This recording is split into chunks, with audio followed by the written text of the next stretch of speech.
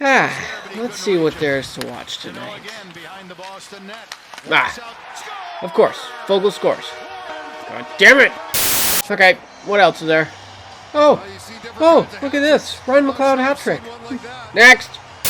Okay, let's see, what's this? What next? Dylan Holloway hat trick? Holloway's got his first pro hat trick. Oh, for fuck! If you're an Oilers fan, I would stop this video right now, because this might ruin your day. Dylan Holloway and Ryan McLeod have already set career highs in points this season, and Warren Foegele is on pace to eclipse his career high from last season as well. Look, I'll be the first person to tell you that I was pumped with day one of free agency this year. The Oilers re-signed Adam Henrique, Corey Perry, Connor Brown, signed Arvidsson, Skinner. It was awesome. Everything was looking good until it wasn't. I know hindsight is 20/20 and it's easy to look at the summer now and ask, why did the Oilers make these moves? And that is exactly what we'll be discussing in today's video. Was Jeff Jackson trigger happy? Do you still think Skinner and Arvidsson will pan out in the orange and blue? All these questions will be asked right here on Above Average. How's it going, guys? I'm YouTube Trev. Thank you for clicking on this video, guys. Truly means the world. You guys have been absolutely crushing it. And I will say, I need it. It feels good. It feels really, really good. Especially when I watch Warren Foegele and Ryan McLeod and Dylan Holloway. They're all having pretty good seasons. I will say, like, they're having for themselves, like, they're having decent years, and especially only one of them is having a really good year, and that is Dylan Holloway. We're gonna be talking about all their seasons and just, I don't know, what are your guys' thoughts? Are you pissed because, if you don't know, I work for Edmonton Sports Talk. It's a radio station here in Edmonton. And I talk Oilers. That's my job. I talk Oilers every single day. I'm the producer for the Nielsen Show, so I'll put a link in the description. You can watch us. We're live every single day. Edmonton Sports Talk. So yeah, check the link down below. But we talked about it a lot this week. Dylan Holloway, he had another 3.93 apples. Ryan McLeod, like, he's chipping in with a goal this week, and it was something I wanted to get off my chest. So that's what we're going to be discussing. And just looking at it, I read something this past week which really made me want to talk about this. And what I read was Dylan Holloway right now has more goals than Jeff Skinner and Victor Arvidsson combined. Warren Foegele has more goals than Adam Henrique and Connor Brown combined. And Ryan McLeod, he has more goals than Vasily Podkolzin and Matthias Janmark combined. So, or just reading that, I was like, oh, god damn it, it's not a good look. It's not a good look. And so I guess we'll start day one of free agency. The Oilers are making all these moves. Jeff Jackson, he's a wizard. Everyone's talking about it. I made a video that absolutely just popped off. It was one of my best videos I ever did. And I was excited. I was really, really excited with some of the moves. And I will say, I still think the Ryan McLeod going was probably for the better. I don't think he'd be able to be this type of player for the Oilers. And I think Matt Savoy, I think in the long run, the Oilers will win that trade. Matt Savoy is a very skilled prospect, player, whatever you want to call him. In his first game this year, he got an assist, a really, really good player. And he made some pretty good plays. He will be full-time in the NHL next year, without a doubt. So there is that. I think he's a lot more skilled than Ryan McLeod. I don't think Ryan McLeod ever was going to pan out with Edmonton. So I'm happy that he's finding success. But that's one thing I think that all these players kind of maybe had problems with in Edmonton. Mainly just Warren Foegele and Ryan McLeod, because they definitely got a lot more runway than Dylan Holloway did. Dylan Holloway, this would have been a big year for him. And I'm going to finish with him last because I have a lot of things that, I don't know, a lot of people disagree with me on this take. And so stay to the end. I'll finish with Dylan Holloway. But as far as Warren Foegele and Ryan McLeod goes, am I mad that they traded Ryan McLeod and didn't sign Warren Foegele? Look, you're seeing it this season. The Oilers, every single game, they tinker their lines. Chris Knobloch, he's come out and said it. Look, when Jeff Skinner is in the top six, when Victor Arvidsson is on the top six, they kind of forget their game. They don't really play their game. They just give the puck to Connor, they give the puck to Leon, and they hope for the best. And they stay away from their game. And that's not what they want these players to do. And I think that's fair. When you are playing with some of the best players in the world, you don't really want to have the puck. And you're maybe scared to have the puck too much. So all you do is give it away. and it doesn't lead to anything. And I think we're seeing that a lot right now with the Edmonton Oilers. And we saw it last year quite a bit with Warren Foegele and Ryan McLeod as well. And I think that's why they parted ways with these players.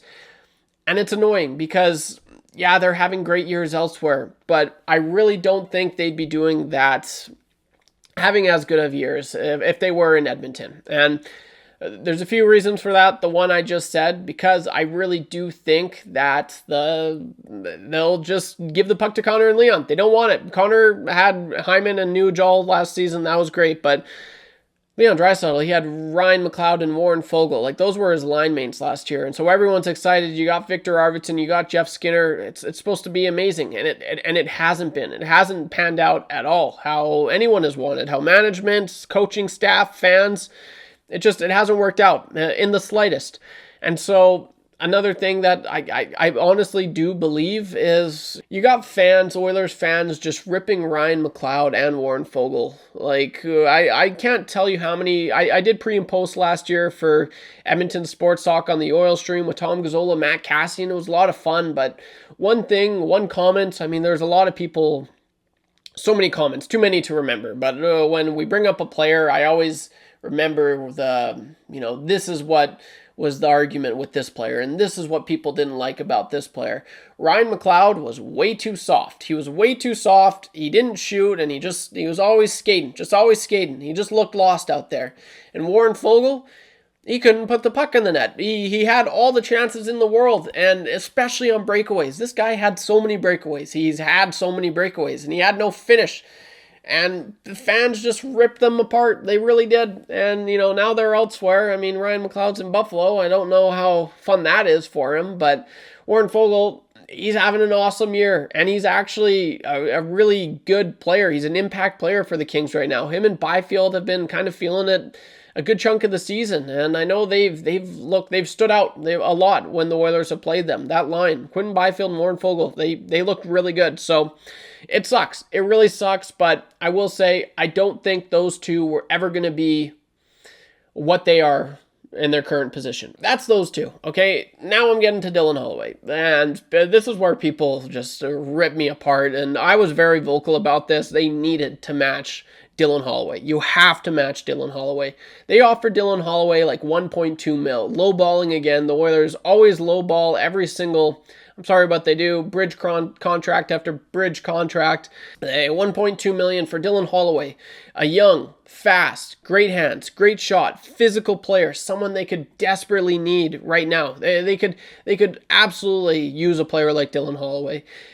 And I said that, and people are saying, "No, Trevor, he doesn't want to be part of the Oilers. Let him be. He's not going to do anything here anyway." Okay, well, look at him now. He is, and people are saying like, "Oh, it's whatever. It's a one-off season." No, this guy is a really, really skilled player. He's a first-round pick. I mean, the talent is there. The proof's in the pudding. I'll show this goal, and I'll show it so many times. I don't know how people can look at this and be like, "Oh, he wouldn't be in the Oilers' top 6." Like, what are you talking about? And that's what I'm getting at right now. When I'm vocal on the Nielsen show, when I've said Dylan Holloway would have as many points as he does right now, if not more. I think he'd have more points. And people are like, "No, he wouldn't be getting the time any time and day." And look around. You got Vasily Podkolzin and Victor Arvidsson have done diddly squat all season long. Vasily Podkolzin scored for his first goal in 20-plus games, and you got Victor Arvidsson, who's got his first back-to-back goal streak of the season. Like, it's ridiculous. If you are an Oilers fan and you're just saying that, go watch a St. Louis Blues game, because I have. And he is, without a doubt, one of the best players, if not the best player on the ice any given night. He is such a skilled player. And just hearing the rumblings around Edmonton media, some people are saying, "No, he doesn't have what it takes. I don't think he's got it." I disagreed with them from day one. I disagreed with those people. I saw something in Dylan Holloway, and some people have seen it. Some people see the skill there, and some people are just so blind to it. It blows my mind. Like, he's a really good player. He's everything you want in today's National Hockey League. He's a unicorn. He really is. He's a power forward. It's a dying breed, the power forward. So I don't know. That's the one that grinds my gears, is the fact that the money that they could have used to re-sign Dylan Holloway, they used to get a guy, John Klingberg. You know, like, it's ridiculous. Like, that's what you're doing. I don't know, man.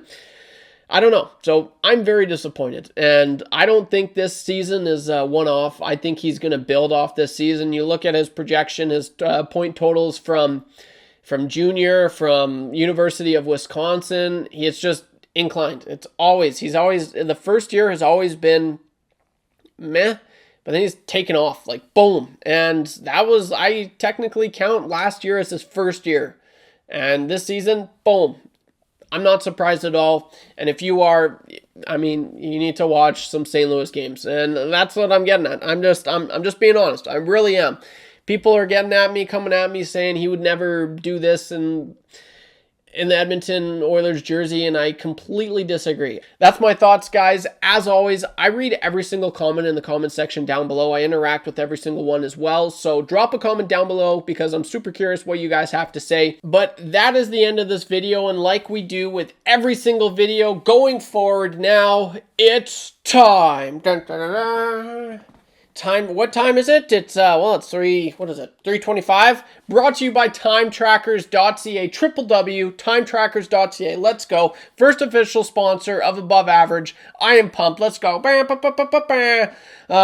it's Alberta-based company, which is sick. You gotta love that. Canada represent, and yeah, got clocks all over Canada, so that's really cool. If you're in a rink, if you're in a hospital, community center, whatever, you name it, it's probably a time tracker clock in the building, which is actually really cool. And so going forward, like I said in my last video, it's cool. This is cool. It's a new sponsored segment on the show.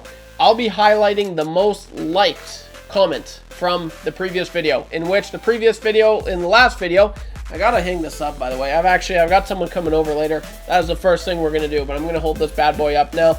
So in the future, this thing will be like right up here. Okay, looks good. Anyway, the last video I did, this year's Hart Trophy winner is obvious, and I'm looking at it right now. So shout out to Ubiquity. Oh, I think that's what it is. Ubiquity 8260. Draisaitl had been overlooked because he's not from NA, which I'm pretty sure that's North America. He's a German boy. So that one got 41 likes. Congrats. You don't win anything, but you win a shout out, so let's go. That concludes this video, guys. Thanks for all the continued support. I really appreciate it. I'm YouTube Trev. Don't be average when you can be above average. I'll see you in the next one. Peace.